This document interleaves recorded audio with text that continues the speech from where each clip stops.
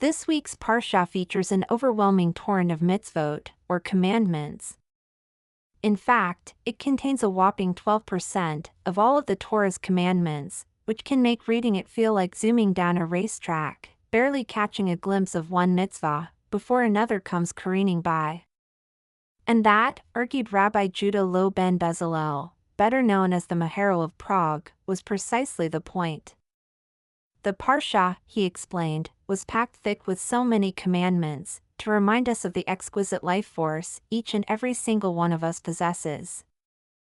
In life, he explained, we face many challenges pertaining to many areas of the human experience. At one point or another, we have to navigate our finances, and our love life, our nutrition, and our relationship with our parents and children, our care for the environment, and our planning for the future.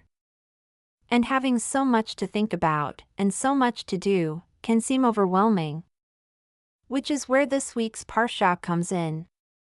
By giving us so many mitzvot, addressing so many disparate areas of life, the Torah reminds us that no matter how overwhelmed we may feel, we've got the ultimate booster in our pocket. God loves us, and trusts us enough, to deal with everything that comes our way capably, and gracefully. And He's here to help, too.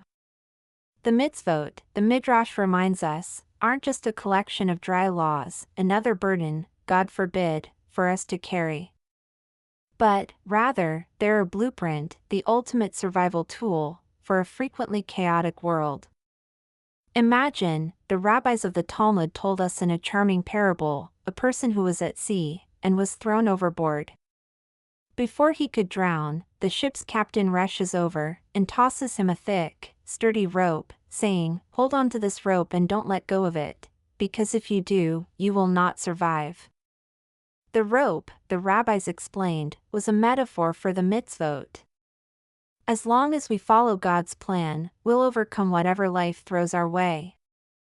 Because the purpose of the mitzvot isn't to shape us into obedient, mindless creatures, on the contrary, it's to help us discover the immense fortitude dormant within each one of us, a life-affirming force we often don't even realize we possess.